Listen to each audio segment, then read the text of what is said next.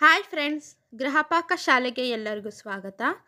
Subscribe ಮಾಡ್ಕೊಳ್ಳಿ ನನ್ನ ಚಾನಲನ್ನು. ಇನ್ನು ಯಾರು ನನ್ನ ಚಾನಲ್ನ ಸಬ್ಸ್ಕ್ರೈಬ್ ಮಾಡ್ಕೊಂಡಿಲ್ಲ, ಹಾಗೆ ಹೊಸದಾಗಿ ಯಾರು ನನ್ನ ವಿಡಿಯೋಸ್ನ ನೋಡ್ತಾ ಇದ್ದೀರಾ, ಪ್ಲೀಸ್ ಸಬ್ಸ್ಕ್ರೈಬ್ ಮಾಡಿಕೊಂಡು ಹಾಗೆ ಬೆಲ್ ಐಕನ್ನ ಕ್ಲಿಕ್ ಮಾಡ್ಕೊಳ್ಳಿ. ನೀವು ಬೆಲ್ ಐಕನ್ ಕ್ಲಿಕ್ ಮಾಡೋದ್ರಿಂದ ನಾನೇ ಮುಂದೆ ಹಾಕುವಂಥ ವಿಡಿಯೋ ನಿಮಗೆ ನೋಟಿಫಿಕೇಷನ್ ಮೊದಲೇ ಬರುತ್ತೆ. ಅದಕ್ಕೋಸ್ಕರ ಪ್ಲೀಸ್ ನೀವು ಸಬ್ಸ್ಕ್ರೈಬ್ ಮಾಡಿಕೊಂಡು ಬೆಲ್ ಐಕನ್ನ ಕ್ಲಿಕ್ ಮಾಡ್ಕೊಳ್ಳಿ. ಇವತ್ತು ನಾನು ಒಂದು ಸೂಪರಾಗಿರುವಂಥ ರೆಸಿಪಿ ಮಾಡ್ತಾಯಿದ್ದೀನಿ. ಇದು KFC ಚಿಕನ್. ಇದನ್ನ ಯಾವ ರೀತಿಯಾಗಿ ಮಾಡೋದು ಅಂತ ಹೇಳ್ಕೊಡ್ತೀನಿ ಬನ್ನಿ. ಒಂದು ಸುಲಭವಾಗಿರುವ ವಿಧಾನದಲ್ಲಿ ಹೇಳ್ಕೊಡ್ತೀನಿ.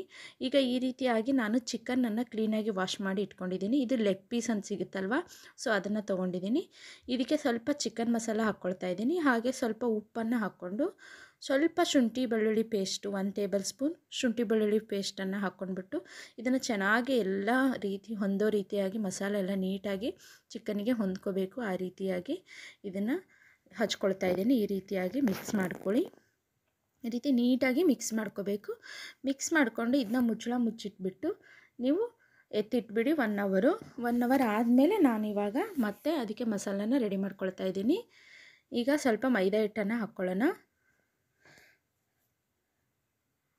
ಆಗ ಚಿಕನ್ ಮಸಾಲ ಸ್ವಲ್ಪ ಪೌಡರ್ನ ಹಾಕ್ಕೊಳ್ತಾ ಇದ್ದೀನಿ. ಗರಂ ಮಸಾಲ ಇಲ್ಲಾಗಿತ್ತು, ಅದಕ್ಕೆ ನಾನು ಚಿಕನ್ ಮಸಾಲ ಹಾಕ್ಕೊಂಡಿದ್ದೀನಿ. ಒಂದು ಸ್ವಲ್ಪ ಖಾರದ ಪುಡಿ ಹಾಗೆ ಒಂದು ಸ್ವಲ್ಪ ಉಪ್ಪನ್ನು ಹಾಕ್ಕೊಳ್ತಾ ಇದ್ದೀನಿ.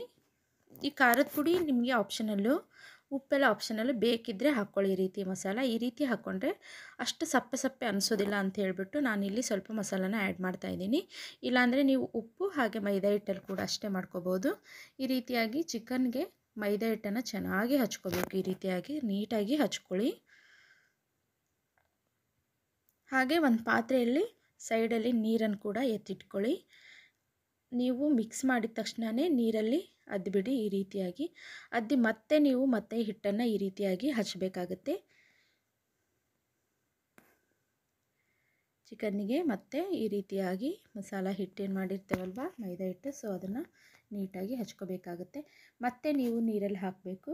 ಅದಾದ ನಂತರ ಮತ್ತೆ ಒಂದು ಸಾರಿ ಮತ್ತೆ ಹಿಟ್ಟಿಗೆ ಮಿಕ್ಸ್ ಮಾಡ್ಕೋಬೇಕು. ಹಿಟ್ಟು ಹಚ್ಬಿಟ್ಟು ಈ ರೀತಿಯಾಗಿ 3 ಸಾರಿ ನೀವು ಈ ರೀತಿಯಾಗಿ ಮಾಡಬೇಕಾಗುತ್ತೆ. ಇದನ್ನು ವಿಂಗ್ ಪೀಸ್ ಇರುತ್ತಲ್ವ, ಸೊ ಅದರಲ್ಲಿ ಮಾಡ್ಕೋಬೋದು. ಹಾಗೆ ಚಿಕ್ಕ ಪೀಸಾಗಿ ಕಟ್ ಮಾಡ್ಕೊಂಡಿರ್ತೇವಲ್ವ, ಸೊ ಅದರಲ್ಲಿ ಕೂಡ ಮಾಡ್ಕೋಬೋದು. ನಾನಿಲ್ಲಿ ಲೆಗ್ ಪೀಸಲ್ಲಿ ಮಾಡಿ ತೋರಿಸ್ತಾ ಇದ್ದೀನಿ. ಇವಾಗ ನಾನು ಮೊದಲೇ ಎಣ್ಣೆಯನ್ನು ಕಾಯಲಿಕ್ಕೆ ಇಟ್ಕೊಂಡಿದ್ದೆ. ಎಣ್ಣೆ ಆದಷ್ಟು ಚೆನ್ನಾಗಿ ಕಾಯಬೇಕು. ಹೈ ಫ್ಲೇಮಲ್ಲಿ ಎಣ್ಣೆ ಕಾಸ್ಕೊಂಡ್ಬಿಟ್ಟು ಅದಾದ ನಂತರ ನೀವು ಗ್ಯಾಸ್ನ ಲೋ ಫ್ಲೇಮಲ್ಲಿ ಇಟ್ಬಿಡಿ. ಲೋ ಫ್ಲೇಮಲ್ಲಿ ಇಟ್ಬಿಟ್ಟು ಈ ಒಂದೊಂದೇ ಚಿಕನನ್ನು ಹಾಕ್ಕೊಳ್ಳೋಣ.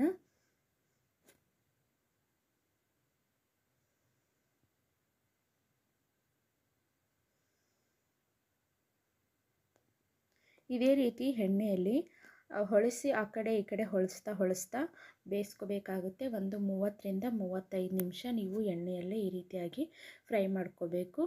ಆಗಾಗ ಈ ರೀತಿ ತಿರುಗಿಸಿ ಹಾಕ್ಕೋಬೇಕು, ಇಲ್ಲಾಂದರೆ ಒಂದು ಸೈಡ್ ಹೊತ್ತೋ ಚಾನ್ಸಸ್ ಇರುತ್ತೆ. ಅದಕ್ಕೋಸ್ಕರ ಈ ರೀತಿ ಹೊಳಿಸಿ ಬೇಯಿಸ್ಕೋಬೇಕು. ಸ್ವಲ್ಪ ಕಲರು ಚೇಂಜ್ ಆಗೋವರೆಗೂ ಈ ರೀತಿಯಾಗಿ ಬೇಯಿಸ್ಕೊಳ್ಳಿ. ಈಗ ಒಂದು 35 ನಿಮಿಷ ಆಗಿದೆ. ಅದಕ್ಕೆ ನಾನು ಇದನ್ನು ಮತ್ತೆ ಸೈಡಲ್ಲಿ ಎತ್ತಿಟ್ಕೊಳ್ತಾ ಇದ್ದೀನಿ. ತಗೊಳ್ಳೋಣ ಇದನ್ನು. ಹಾಗೆ ನೀವು ಬೆಂದಿದೆ ಇಲ್ವೋ ಅಂತ ಒಂದು ಸ್ಪೂನು ಅಥವಾ ಒಂದು ಚಾಕುನ ಇದರಲ್ಲಿ ಚುಚ್ಚಿಬಿಟ್ಟು ಚೆಕ್ ಮಾಡ್ಕೋಬೋದು ಬೆಂದಿದೆ ನೀಲು ಅಂತ.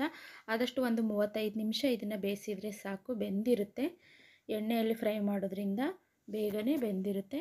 ನೀವು ಚಿಕನ್ ಲೆಗ್ನ ತೊಗೋಬೇಕಿದ್ರೆ ಜಾಸ್ತಿ ಮಾಂಸ ಇರೋದನ್ನು ತೊಗೋಬೇಡಿ, ಸ್ವಲ್ಪ ಕಡಿಮೆ ಮಾಂಸ ಇರೋದನ್ನು ತೊಗೊಳ್ಳಿ. ಇವಾಗ ಇದು ರೆಡಿ ಆಗಿದೆ. ಇದ್ರ ಮೇಲೆ ಸ್ವಲ್ಪ ಚಾಟ್ ಮಸಾಲನ ಉದುರಿಸ್ಕೊಳ್ಳಿ. ಹಾಗೆ ಒಂದು ನಿಂಬೆಹಣ್ಣು ಕೂಡ, ಇದನ್ನು ಸ್ವಲ್ಪ ನಿಂಬೆಹಣ್ಣಿನ ರಸನ ಹಿಂಡ್ಕೊಂಡ್ಬಿಟ್ಟು ಸರ್ವ್ ಮಾಡ್ಬೋದು. ಸೊ ಈ ವಿಡಿಯೋ ಇಷ್ಟ ಆದರೆ ಪ್ಲೀಸ್ ಸಬ್ಸ್ಕ್ರೈಬ್ ಮಾಡ್ಕೊಳ್ಳಿ. Thank you for watching. Thank you. Bye.